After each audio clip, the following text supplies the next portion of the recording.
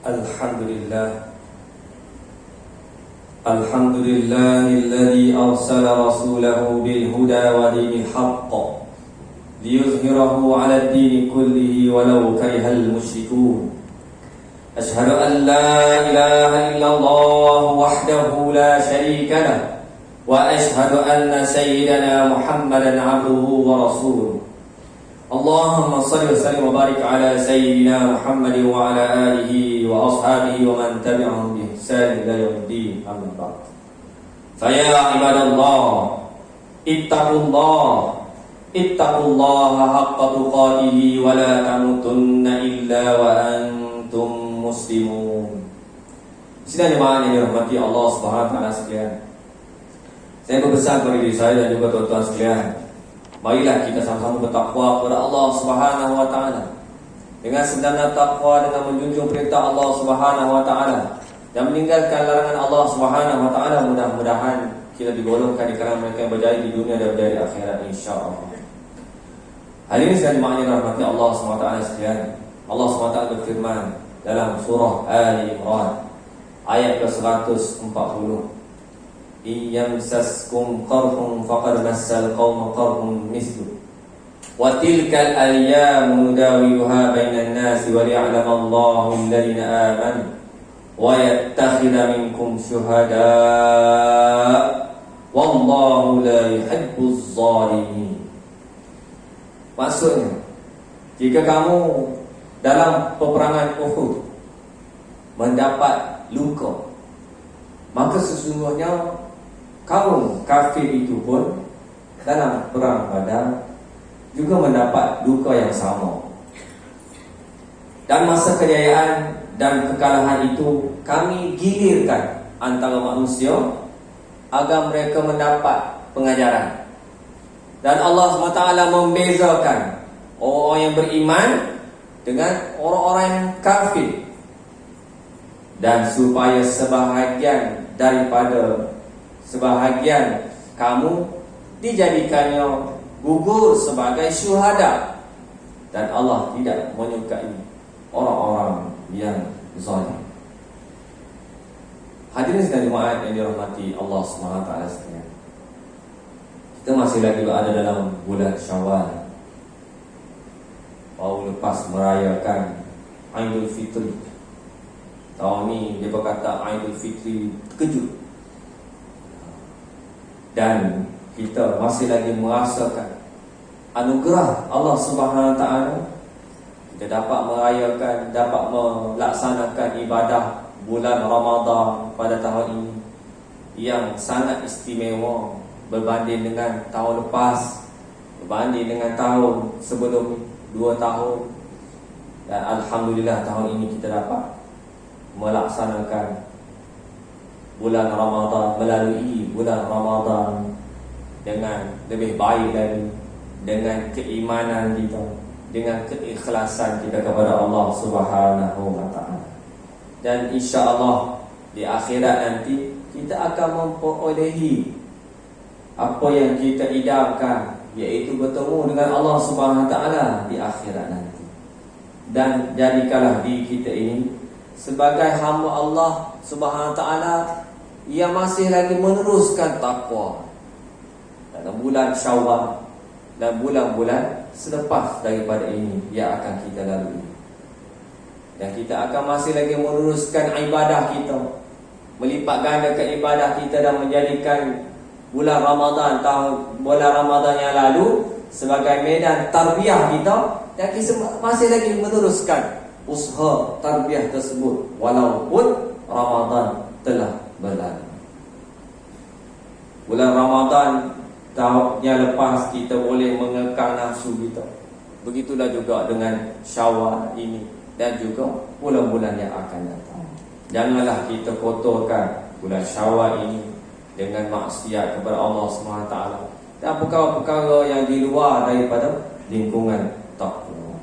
Inilah merupakan satu kemenangan kepada kita, kemenangan dengan mengalahkan musuh kita, iaitu syaitan yang seringkali memusuhi kita, seringkali memujuk rayu kita untuk engkar kepada Allah Subhanahu wa taala. Hadirin sedang jemaat yang dirahmati Allah Subhanahu wa taala sekalian. Kedatangan bulan Syawal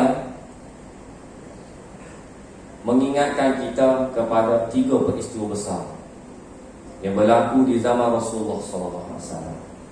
Apakah peristiwa tersebut? Yang pertama, peperangan Uhud berlaku pada bulan Syawal tahun kedua Hijrah. Yang kedua, peperangan Ahzab ataupun peperangan Khandaq yang berlaku pada tahun kelima Hijrah. Yang ketiga, peperangan Hunain juga berlaku pada bulan Syawal tahun ke-8 Hijrah. Marilah dalam khutbah yang ringkas ini kita menyingkap sedikit pengajaran daripada peristiwa besar, 3 peristiwa besar yang berlaku pada bulan Syawal tahun kedua Hijrah, tahun kelima Hijrah dan tahun ke-8 Hijrah. Mudah-mudahan kita mendapat sedikit pengajaran untuk menyemarakkan semangat jihad yang ada pada diri Rasulullah SAW dan para sahabat dalam bulan Syawal ini, dan ianya menyerap dalam diri kita insya-Allah. Hadirin dan jemaah yang dirahmati Allah SWT. Yang pertama, peperang Uhud berlaku pada pertengahan bulan Syawal tahun ketiga Hijrah. Telah menyaksikan bagaimana tentera musyrikin Quraisy yang kalah pada perang Badar tahun sebelum tu, mereka nak balas dendam kepada sahabat-sahabat Rasulullah SAW, kepada golongan muslimin. Maka mereka telah mengaturkan strategi bala tentera untuk membalas dendam. Dan mereka telah mengeluarkan dalam perang Badar, di mana mereka keluar dengan jumlah 3,000 orang. Pada peringkat pertama, tentera Islam telah mencapai kemenangan. Tetapi akibat daripada kumpulan pemanah yang telah melanggar perintah Nabi Muhammad sallallahu alaihi wasallam agar jangan meninggalkan tempat mereka memanah itu, tetapi mereka menganggap Islam telah menang. Lalu mereka pun turun untuk memungut harta rampasan perang yang telah ditinggalkan musuh. Dan dalam masa yang sama, tentera berkuda musuh yang diketuai oleh Khalid bin Walid mengambil peluang untuk membuat serangan mengejut. Di atas bukit tu mereka dah turun ambil harta. Khalid bin Walid waktu tu belum Islam lagi, dia nampak tentera muslimin dah turun daripada bukit Uhud. Maka Khalid Al-Walid pun dengan tentera berkudanya masuk untuk menyerang hendak dan menambah kekalutan dalam tentera muslimin. Ditambah lagi dengan serangan saraf bahawa Rasulullah SAW telah wafat. Akhirnya ada sahabat yang terpandang diri Rasulullah SAW yang masih hidup, lalu melawankannya sehingga membangkitkan semula semangat juang tentera Islam, di mana selepas itu baginda bersama-sama dengan 30 orang lain menuju ke satu teluk di Bukit Uhud untuk mengatur perancangan perang yang baru. Pada peringkat kedua ini, tentera Islam menerima ujian kekalahan, yang mana 70 orang telah gugur syahid, termasuk Sayyidina Hamzah bin Abdul Muttalib yang digelar sebagai Asadullah ataupun singa Allah.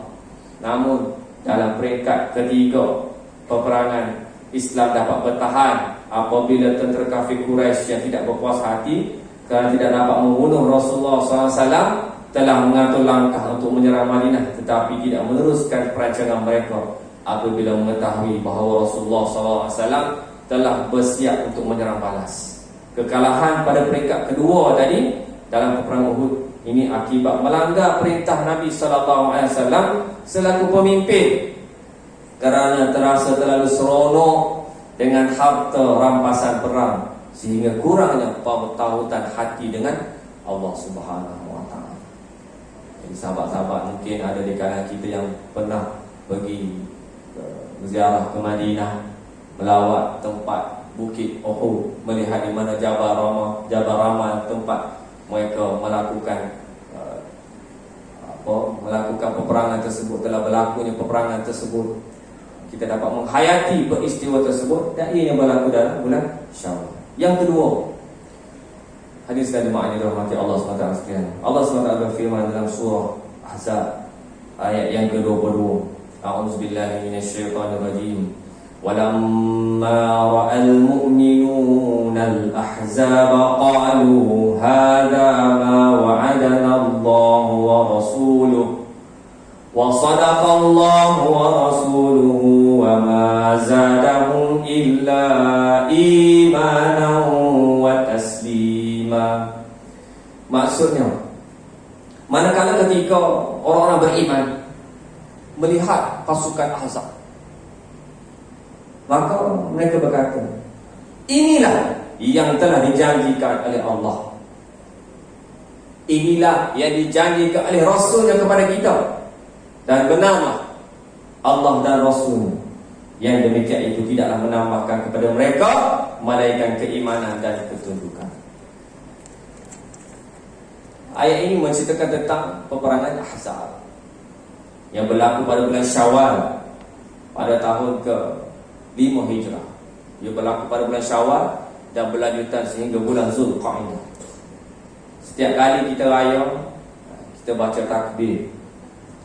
Fahamkah kita isi kandungan takbir tersebut mempunyai suatu intipati yang sangat besar kepada kehidupan kita, mengingatkan kita kepada peperangan Ahzab. Wa a'azza jundah wa hazamal ahzaba wahdah. Dan dialah Allah yang telah memenangkan tentera serta mengalahkan tentera Ahzab. Kita duk baca takbir berlagu-lagu sedih, sedangkan kalimah-kalimahnya merupakan kalimah perang, cerita tentang peperangan Ahzab yang sangat dahsyat berlaku pada zaman Rasulullah SAW. 2 tahun tak apalah, sedih tak balik kampung. Tahun ni pun sedih juga, sedih sebab raya mengejut. Dan Allah SWT memperingatkan kita dalam takbir hari raya ini, dialah yang telah memenangkan tentera serta mengalahkan tentera Ahzab.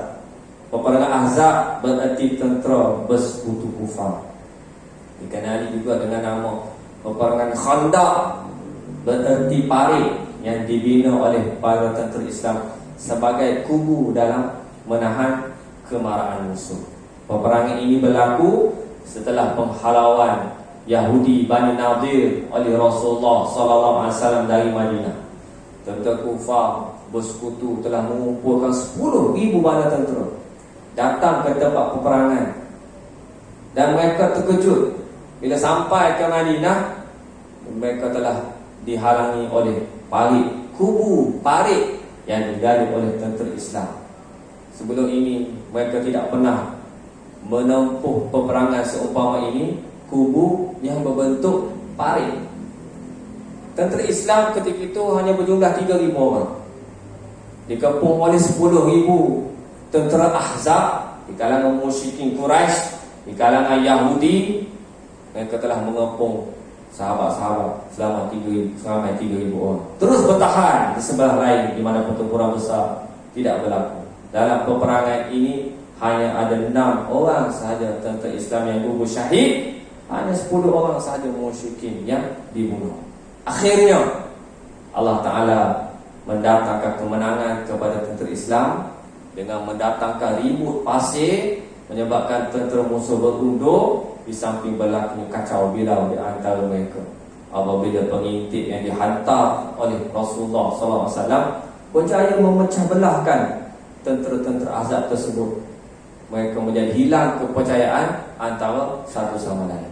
Kemenangan yang dicapai kerana kesatuan antara tentera Islam bermula dengan menggali parit tadi ketika sedang menunaikan ibadah puasa Ramadan. Ini ditambah dengan ikatan hati mereka kepada Allah Subhanahu wa Ta'ala di samping perancangan yang lain, sehingga Allah Ta'ala mendatangkan pertolongan, Allah Ta'ala mendatangkan kemenangan. Inilah keyakinan para sahabat radhiyallahu anhum kepada Allah Subhanahu wa Ta'ala. Dan inilah juga keyakinan yang perlu dipupuk dalam hati kita, bahawa Islam itu suatu hari nanti pasti akan mencapai kemenangan dan mencapai kegemilangan. Hadirin sekalian jemaah yang dirahmati Allah SWT. Saya dah cerita perang Uhud, kemudian perang Ahzab, dan yang ketiga, peperangan yang ketiga berlaku pada bulan Syawal adalah peperangan Hunain, berlaku pada tahun ke-8 Hijrah, bulan Syawal, selepas pembukaan kota Makkah. Bilangan tentera musuh lagi ramai, 20 ke 30 ribu orang. Manakala tentera Islam pimpinan Rasulullah SAW ketika itu berjumlah 12 ribu orang, 10 ribu daripada Madinah, 2 ribu daripada Mekah, menuju keluar ke lembah Hunain. Peperangan ini menyaksikan bagaimana pada peringkat pertama tentera Islam hampir kalah akibat diserang dan berbagai penjuru oleh musuh, ditambah dengan serangan saraf bahawa Rasulullah SAW telah wafat. Ketika suasana yang kacau beda ini, lalu Rasulullah SAW melaungkan suara bagi membangkitkan kembali semangat jihad tentera Islam, sehingga baginda bersama dengan 200 tentera yang terus berjuang bukan sahaja mengalahkan tentera musuh yang ramai, bahkan berjaya mengepung musuh di Taif. Akhirnya Rasulullah SAW tidak melakukan sesuatu kepada musuh yang menyaksikan bagaimana tentera, sebaliknya berdoa kepada Allah SWT agar mereka memeluk Islam. Peperangan ini menyaksikan bagaimana tentera Islam hampir kalah pada peringkat pertama. Sebab apa? Kerana mereka begitu yakin akan menang dengan jumlah tentera yang ramai berbanding peperangan sebelum ini. Peperangan sebelum ini sikit jumlah, terbadar 1000 orang, 313. Perang Uhud 1000 orang. Perang Ahzab berapa orang? 3000 orang sahaja. Perang Hunain 12,000. Maka orang Islam ketika itu di dalam hati mereka ada rasa yakin dengan bilangan yang ramai, dan menyebabkan pertahutan hati mereka kepada Allah begitu kurang, dan memikirkan harta rampasan perang yang bakal diperoleh di samping ramai di kalangan tentera adalah golongan yang baru memeluk Islam ketika itu, di mana keimanan dan semangat jihad mereka masih lemah.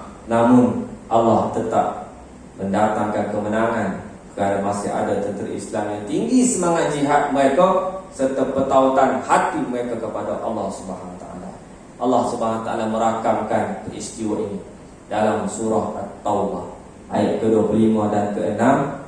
Allah SWT berfirman, a'udzubillahi minasyaitonirrajim, laqad nasarakumullahu fi mawatin katsiratin wa yawma Hunain إذ أعجبتكم كثرتكم فلم تغن عنكم شيئا وضاقت عليكم الأرض بما رحبت ثم وليتم مدبرين ثم أنزل الله سكينته على رسوله وعلى المؤمنين وأنزل جنودا لم تروها وعذب الذين كفروا وذلك جزاء الكافرين. Sesungguhnya Allah Ta'ala telah menolong kamu, wahai orang mukmin, di medan peperangan yang banyak. Dan ingatlah peperangan Hunain, iaitu di waktu kamu merasa bangga dengan ramainya jumlahmu, maka jumlah yang ramai itu tidak memberi manfaat sekalipun kepadamu, dan bumi yang luas itu telah masa sempit olehmu. Kemudian kamu lari ke belakang dengan bercerai-berai. Kemudian Allah menurunkan ketenangan kepada Rasulnya dan kepada orang-orang yang beriman, dan Allah Ta'ala menurunkan bala tentera yang kamu tidak dapat melihatnya, dan Allah menimpakan bencana kepada orang-orang kafir. Dan demikianlah pembalasan kepada orang-orang kafir. Hadirin muslimin yang dirahmati Allah SWT, melalui ketiga peperangan tersebut yang berlaku pada bulan Syawal, kita sedar bahawa antara perkara besar yang disyarat kepada datangnya anugerah kemenangan atau ujian kekalahan adalah pertautan hati kita dengan Allah Ta'ala. Kita ketika berhadapan dengan musuh, di kalangan kufar, di kalangan munafik, ketaatan kepada pemimpin pada perkara yang tidak bercanggah dengan Islam, sudah tidak terpesona dengan godaan kemewahan dunia hasil perjuangan menegakkan Islam. Kita contohilah Rasulullah SAW, semangat jihad Rasulullah SAW dengan para sahabat. Dan perjuangan ini kita berhadapan kekejaman, mereka berhadapan dengan kekejaman tentera bersekutu kufar. Zaman Nabi SAW berhadapan dengan musuh yang begitu hebat. Zaman sekarang pun kita berhadapan dengan perkara-perkara yang sama. Mudah-mudahan Syawal ini akan membangkitkan semangat kita hasil daripada 3 peristiwa yang berlaku yang kita berkongsi, yang kita kongsikan sebentar tadi. Barakallahu li wa lakum fil Qur'an azim wa nafa'ani wa iyyakum bima fihi minal ayati wa dzikril hakim wa taqabbala minni wa minkum tilawatahu innahu huwas-sami'ul 'alim.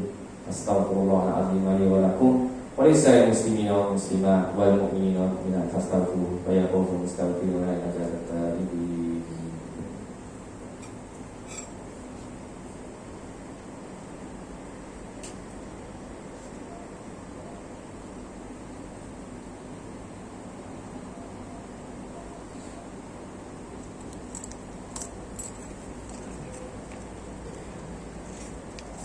Alhamdulillah. Nahmaduhu